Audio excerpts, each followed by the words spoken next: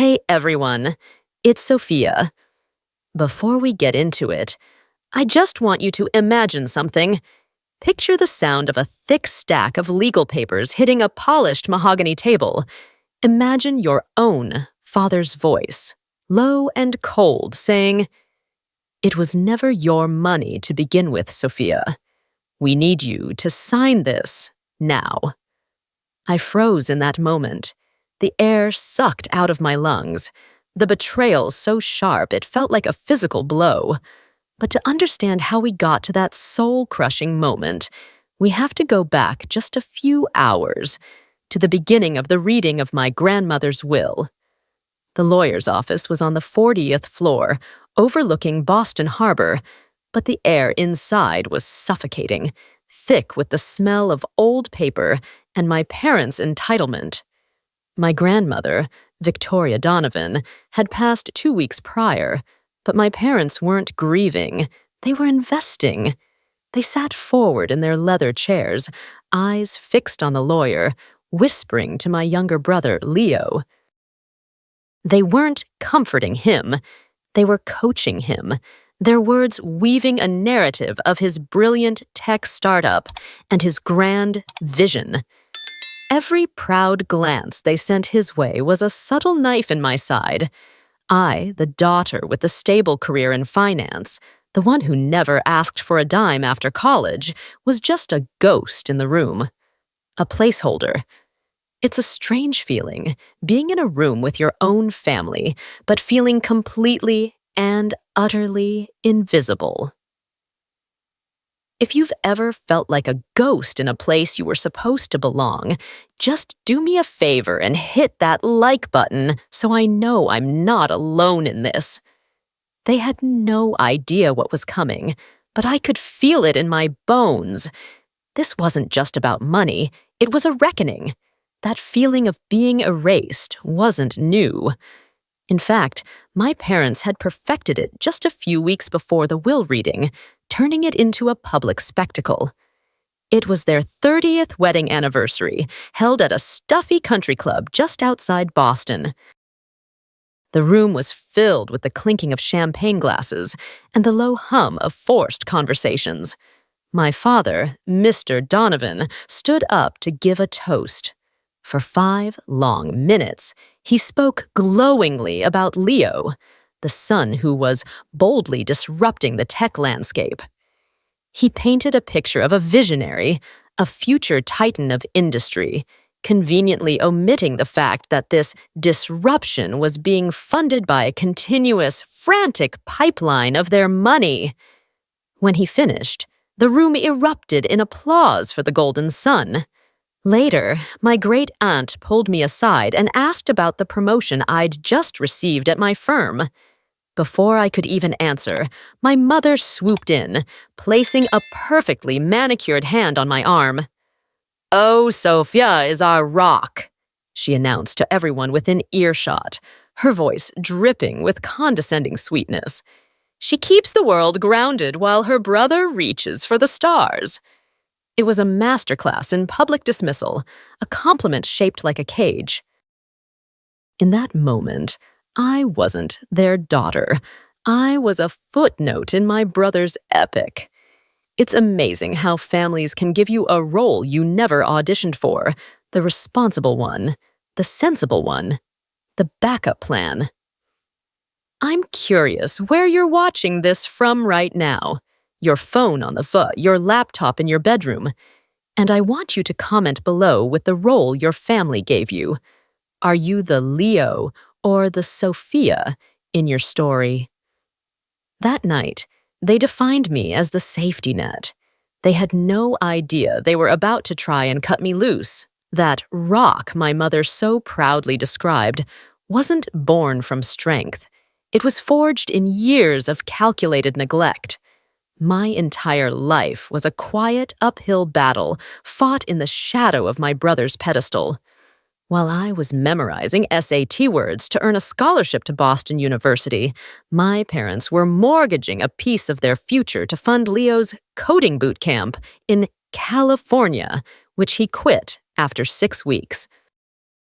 while I was juggling 3 part-time jobs, serving coffee at a cafe in the North End, tutoring freshmen in calculus, and working late shifts at the university library. Just to avoid student loans, they were wiring Leo thousands of dollars for a vision quest through Southeast Asia to discover his creative core. My wins were met with a simple nod. They were expected. My self-sufficiency became the justification for their absence. Sophia can handle it, I'd hear them say, as if my resilience was a free pass for them to focus all their energy, hope, and money on Leo. His journey was a series of expensive, romanticized failures. First, there was the artisanal dog food delivery startup. Then, the AI-powered app for recommending indie films. Each one crashed and burned, and each time my father would sigh, write another check for tens of thousands of dollars, and call it a learning experience. Their latest investment was his most ambitious, a VR social platform that burned through cash faster than a California wildfire. The painful truth had settled in long ago. My hard work didn't make them proud. It made me the perfect low-maintenance safety net. In their eyes, I wasn't building my own life. I was just accumulating the resources they would one day need to rescue their real investment. But in that cold, transactional world my parents had built, there was one person who never treated me like an insurance policy. My grandmother, Victoria. She wasn't just a sweet old lady who baked cookies. She was the architect of the Donovan fortune, a brilliant and fiercely independent woman who built a real estate empire from the ground up in the 1970s, a time when few women were even in the room. She saw the world in terms of value, not price. And her validation was the only currency that ever mattered in our family. On my 18th birthday, she gave me the small, silver locket she always wore. "It's empty now," she'd said, her eyes sharp and knowing. "You'll know what to put inside when the time is right." I wore it every day, a silent connection to the one person I felt truly understood me. That connection was why my heart nearly stopped the day before the will reading. My grandfather, Walter, a man of few words but deep observation, pulled me aside as I was leaving my parents' house. He pressed a small, folded piece of paper into my palm, his grip firm. "From me," he whispered, before walking away. I opened it in my car. His familiar, shaky handwriting read, "Your grandmother saw everything. She always did. Don't let their noise drown out her music. It's important you are there tomorrow." It wasn't a warning, it was a promise. It was a sliver of light in a suffocatingly dark room. I had a choice. Believe the loud, obvious story my parents had been screaming my whole life, or trust this quiet, cryptic note. It's a tough spot to be in, and I have to ask you, if you were in my shoes, would you choose option 1, to believe your parents, or option 2, to trust your grandfather's mysterious message? Let me know in the comments by typing a 1 or a 2. I chose to trust the music. The next day, I walked into that law office with Victoria's locket tucked under my shirt, feeling like a soldier wearing hidden armor. My hidden armor felt cold against my skin as the lawyer, a man named Mr. Abernathy, began to read. He went through the standard bequests, the donations to charities my grandmother supported, the division of primary assets among her children, my father included. Then, he arrived at the final section. As for the remainder of the estate, including all liquid assets and the controlling shares in Donovan Properties, LLC, he announced, peering over his spectacles, It is to be divided equally between her two grandchildren, Leo Donovan and Sophia Donovan. The word equally landed in the center of the room like a grenade. My parents' faces tightened. My father cleared his throat, holding up a hand to stop the lawyer. "Actually, Mr. Abernathy," he said, his voice dangerously smooth, "there's a family arrangement regarding that point." He then proceeded to explain, as if it were the most reasonable thing in the world, that Leo's startup had incurred a significant debt, over $500,000, and that the family had unanimously decided Sophia's inheritance would be used to make the company solvent. He made it sound like I had been part of this decision. Mr. Abernathy looked stunned. "The will is legally binding, unless Miss Donovan herself wishes to gift her share." He didn't get to finish. My father slid a document across the table. A waiver. "Sign it, Sophia." My voice came out quiet, but it echoed in the silent room. "No." The mask of the sophisticated Boston businessman shattered. My father shot to his feet, his face turning a deep, furious red. "Don't be a selfish child!" he roared, snatching the papers and throwing them at me. They scattered across my lap. As if on cue, my mother began to sob. "Sophia, please," she whimpered, reaching for my hand. "You're tearing us apart. Think of your brother's future." My mother's sobs, my father's rage, the scattered papers on my lap. It was a perfectly orchestrated storm of guilt designed to make me break. And for a split second, the little girl inside me wanted to sign the paper, to do anything to make the noise stop, to be the good daughter one last time. But before I could even form a word, Mr. Abernathy, the lawyer, cleared his throat with the force of a gavel. "Mr. Donovan," he said, his voice suddenly stripped of all pleasantries and replaced with cold, hard authority, "I strongly advise you to sit down. Your actions and yours, Mrs. Donovan, have just triggered a specific and binding provision of the will." My father scoffed, but my mother's crying stopped instantly. A new kind of silence fell over the room, sharp and fearful. Mr. Abernathy calmly turned to a page marked with a red tab. "Article 4, Section B," he read, his voice resonating in the stillness. "Herein referred to as the Victoria Clause.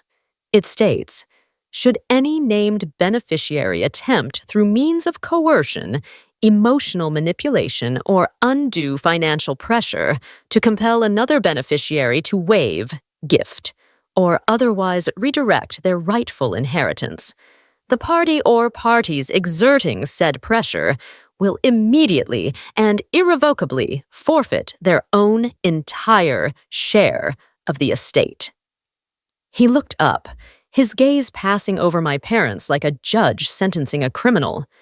"By demanding your daughter sign a legal waiver under duress in this very office, you have, according to the precise terms your mother laid out, just forfeited your entire multi-million-dollar claim to Donovan Properties."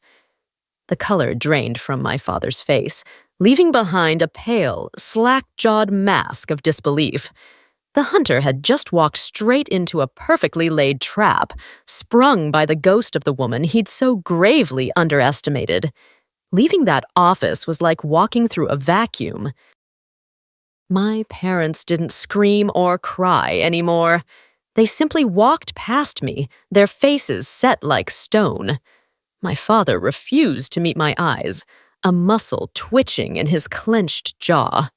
My mother gave me one last look, not of sadness, but of pure, unadulterated hatred. Leo, looking smaller and more lost than ever, scurried after them without a word. I sat there for a full 10 minutes, the silence of the room ringing in my ears, before I could trust my legs to carry me out. The drive back to my condo in the South End was a blur. The victory I thought I would feel was absent, replaced by the terrifying, seismic feeling of the world shifting beneath my feet. I had just declared war, and the first shots were fired before I even unlocked my door. My phone began to vibrate. A relentless assault. First, my mother. "I hope you're happy. You destroyed this family over money. I am ashamed to call you my daughter." Then my father, his message a cold, calculated threat. "You have no idea the mistake you've just made. I have connections in every financial firm in this city. You will not have a career left when I am done with you." But the one that cut the deepest came from Leo. "They're blaming me for everything. Why couldn't you just help us? Not help me. Help us." He was still a part of their unit, and I was the enemy. The silence in my apartment that night was louder than my father's yelling, a deafening roar of isolation. I don't know what time it is where you are right now. Maybe it's morning, maybe it's the middle of the night like it was for me. But if this story is resonating, take a second and share in the comments what you do to find peace after a major conflict in your life. For me, there was only one answer. I turned my phone off, threw a bag in my car, and drove north, searching for the only sanctuary I had left. The city lights of Boston faded in my rearview mirror as I drove north on I-93, the darkness of the New Hampshire wilderness swallowing me whole. 2 hours later, I was turning down a gravel road, the crunch of the tires the only sound besides my own breathing. I pulled up to the place my heart had been screaming for, Grandma Victoria's old A-frame cabin on the shore of Lake Winnipesaukee. The air smelled of pine needles and damp earth.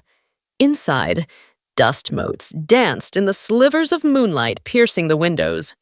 It was a place frozen in time, a sanctuary of quiet memories. I built a fire in the old stone hearth, wrapped myself in a handmade quilt that still faintly smelled of her, and for the first time, I let myself break. The tears weren't for the money or the fight. They were for the profound loneliness of being a daughter to parents who had never truly seen me. The next morning, driven by a need to feel close to her, I opened an old cedar chest where she kept her favorite books. Tucked inside, a worn copy of To Kill a Mockingbird was a thick, cream-colored envelope with my name on the front, written in Victoria's elegant, forceful script. My hands trembled as I opened it. "My dearest Sophia," the letter began. "If you are reading this, it means the wolves have finally shown their teeth. I need you to listen to me now. I saw it all. Every ignored achievement, every celebrated failure of your brothers. I saw you building your own lifeboat, inch by inch, while they handed him an anchor and called it a crown. This inheritance is not a gift. It is a tool, a foundation, a weapon. Use it not to live comfortably, but to live freely. Your independence was never your flaw. It is your superpower. I did not give this to you because I thought you needed it. I gave it to you because you, of all people, had earned the right to wield it."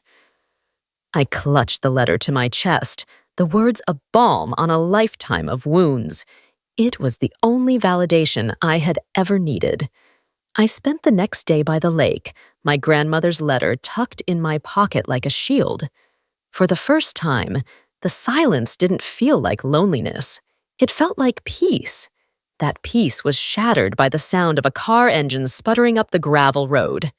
My body tensed, ready for another confrontation with my parents. But when I saw who stepped out of the rusty old Honda, my anger was replaced by a wave of confused shock. It was Leo. He looked awful. The confident swagger of the visionary was gone, replaced by the stooped shoulders and haunted eyes of someone who hadn't slept in days. "If you're here to ask for the money," I said, my voice flat and cold, "you wasted a 2-hour drive." He flinched, but he didn't leave. "I'm not," he said, his voice barely a whisper. He just stood there, hands shoved in his pockets, staring at the ground. They're talking about suing you, trying to prove Grandma wasn't of sound mind." He finally looked at me, and his eyes were filled with a desperate exhaustion I'd never seen before. "I always envied you, you know," he mumbled. I must have looked at him like he was crazy. "They handed me everything, Sophia. Every time I failed, they just buried it under more money. The pressure to be the genius they imagined. It's suffocating. I'm 26 years old, and I don't know how to do anything except disappoint them on a grander and grander scale. Being their golden boy, it's its own kind of prison." Hearing him, I didn't see the privileged prince anymore. I saw a different kind of captive. It didn't erase a lifetime of hurt, but it added a complicated, unexpected layer to it. It's easy to focus on our own pain, but it's much harder to see the struggles of those we feel have wronged us. I want you to think about a conflict in your own life and share a comment below if you've ever tried to understand the other person's side, even when it was the hardest thing to do. For the first time, I wasn't looking at my rival. I was looking at my brother. We stood there in the quiet of the New Hampshire woods, the space between us filled with a lifetime of unspoken things. I didn't offer him forgiveness. I didn't offer him a solution. All I said was, "So what are you going to do about it, Leo?" For the first time, there was no one there to give him the answer. He just shook his head and left. I returned to Boston a week later, bracing myself for a war with my parents, my lawyer's number on speed dial. But the war never came. Instead, about 2 weeks later, I got a text from a number I didn't recognize. It was a photo of a pay stub, a real, humble pay stub for 40 hours of work at minimum wage, with taxes taken out and everything. The name on the employer line was Starbucks. I found out later what had happened. Leo had gone home and told our parents he was done. They had presented him with their grand legal strategy to contest the will, to paint me as a manipulator and Victoria as senile. And he had said no. He told them he wouldn't be a part of it. He packed a bag, sold the gleaming black Audi they had bought him, and moved into a tiny apartment in Somerville with 2 roommates. He, the visionary, the golden boy who was supposed to run a tech empire, was now getting up at 4 a.m. to open a coffee shop. He was taking orders from annoyed commuters, cleaning milk frothers, and earning in a week what he used to spend on a single dinner. It wasn't about the money. It was a declaration of independence, more powerful than any startup he could have launched. He was tearing down the monument they had built for him and starting over with a single, humble brick. Looking at that small, unimpressive pay stub, I felt a flicker of something I hadn't felt for my brother in 20 years. Respect. That flicker of respect turned into a bridge. A few days later, I walked into that Starbucks in Somerville. It was awkward. He saw me, and for a second the old dynamic hung in the air between us. But then he just smiled a small, tired smile and asked, "What can I get for you?" I ordered a black coffee, and as he handed it to me, our hands brushed, and it felt like a truce. We started meeting on his days off. We didn't go to the fancy restaurants our parents favored. We'd grab a slice of pizza from a shop in the North End or walk along the Charles River, the Boston skyline our backdrop. For the first time, we actually talked. Not as the designated roles we'd been forced into, but as two flawed people trying to figure things out. He talked about the crushing emptiness of his ambition. I talked about the profound loneliness of my independence. Meanwhile, I fully embraced the weapon my grandmother had given me. I met with Mr. Abernathy and began the work of establishing the Victoria Legacy Foundation. Its mission was simple and clear: to provide scholarships and seed funding for young women from underprivileged backgrounds trying to break into finance and tech. It was my way of honoring her, of turning my pain into someone else's opportunity. It was for all the other girls who were told to be quiet while someone else was handed the world. One evening, Leo came over to my condo, looked at the messy whiteboard where I was sketching out the foundation's plans, and said, "The website. I could build that for you, for free." And so he did. He wasn't the celebrated visionary anymore. He was just my brother, using his skills to help me build my dream. The old Donovan family was gone, shattered by greed and ego. But in its place, something new, something small but real, was beginning to grow. It's been a year since that day in the lawyer's office. My parents have not spoken to me or Leo since. They moved through their world in Boston, and we moved through ours. At first, their silence was a gaping wound, but now it's just quiet. It's peace. The foundation is thriving, and we've already sponsored 3 brilliant young women through their first year of college. Leo is now the assistant manager at that Starbucks, and he's taking night classes in software development. He is happier and lighter than I have ever seen him. We are building our own traditions, our own definition of family, one Sunday brunch at a time. I used to think love meant making myself smaller to keep the peace. I thought family was an obligation you were born into, a role you had to play no matter the cost to your own soul. But my grandmother, through her love and her cunning final act, taught me the truth. Family isn't just blood. It's a choice. It's respect. It's showing up for each other in the light, not just in the shadows. And the most important lesson is this: your value is not determined by the box someone else puts you in. It is defined by the boundaries you have the courage to draw around yourself. So, if you take one thing away from my story, let it be this: your first act of liberation doesn't have to be a declaration of war. It can be a quiet, firm no. No, I will not carry your baggage. No, I will not shrink so you can feel big.